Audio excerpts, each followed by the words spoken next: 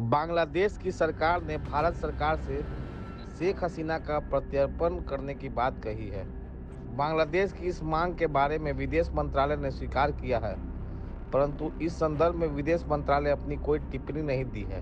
पिछले सप्ताह एक विवाद और आया था, जब बांग्लादेश के एक सलाहकार ने बांग्लादेश के पश्चिम बंगाल, उड़ीसा और त्रिपुरा जैसे प्रांतों को अपने देश के नक्शे में दिखाया था।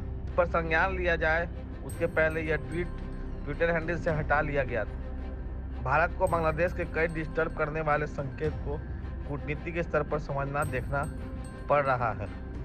5 अगस्त को शेख हसीना बांग्लादेश आर्मी के द्वारा दिए गए हेलीकॉप्टर से भारत की सीमा में आई थी। बांग्लादेश की आर्मी ने दखल किया और नोबेल पुरस्कार प्राप्त बांग्लादेश मोहम्मद यूनुस को मुख्य सलाहकार बनाकर संकेत दिया है कि जल्द ही चुनाव कराए जाएंगे।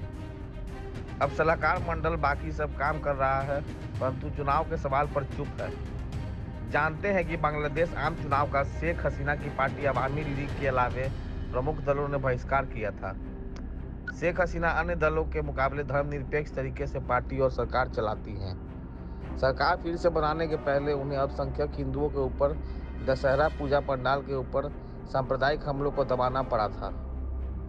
परंतु बांग्लादेश में मुस्लिम कट्टरपंथ धीरे धीरे मजबूत होता जा रहा था।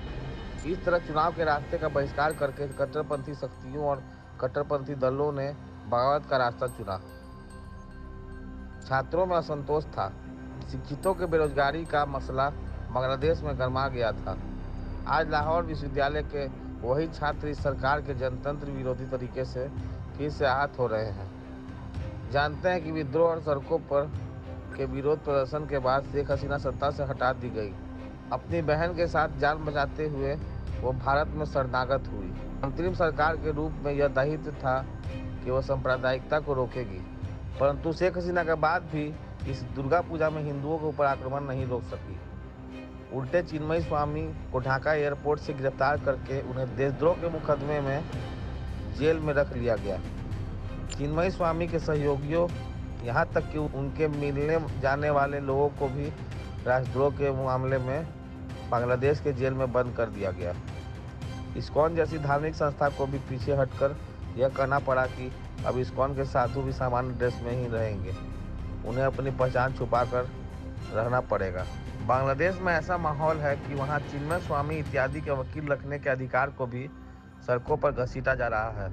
वहाँ की सरकार अदालती ट्रायल और न्याय के वातावरण की रक्षा नहीं कर पा रही है, परंतु शेख हसीना को अदालतों में लाने के अपने अधिकार संबंधित बयान जारी कर रही है। बांग्लादेश के शासक यह बयानबाजी कर रहे हैं कि शेख हसीना को बांग्लादेश के हाथों में सौंप दिया जाए। भारत सरकार बांग्लादेश की इस मांग को नजरअंदाज कर रहा है। हम इस विशेष प्रोग्राम को आप तक पहुंचाएं, इसके पहले शेख हसीना पर गबन का भारी दोष बताया गया है। बांग्लादेश की अपेक्षा को नजरअंदाज कर रहा भारतीय विदेश मंत्रालय।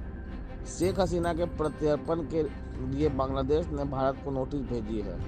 भारत और बांग्लादेश के बीच प्रत्यर्पण संधि का हवाला देकर बांग्लादेश शेख हसीना के प्रत्यर्पण की मांग कर रहा है। शेख हसीना के पुत्र के ऊपर सजीव वाजिद और शेख हसीना की भतीजी के साथ शेख हसीना की तलब बांग्लादेश के एंटी करप्शन कमीशन ने की है। हसीना का पुत्र ब्रिटेन का सांसद भी है। बांग्लादेश हाई कोर्ट में मामला चल रहा है। बांग्लादेश के भ्रष्टाचार निरोधक कमीशन ने जानकारी दी है कि क्या देश के बाहर के बैंक के माध्यम से हसीना के परिवार ने भारी कमीशन दिया है। बांग्लादेश में रसिया के न्यूक्लियर पावर प्लांट लगाए गए हैं और इसकी रकम गबन के मुकाबले 3 गुनी है। परियोजना का खर्च बहुत बड़ा दिया गया था और इसके किकबैक वसूले गए।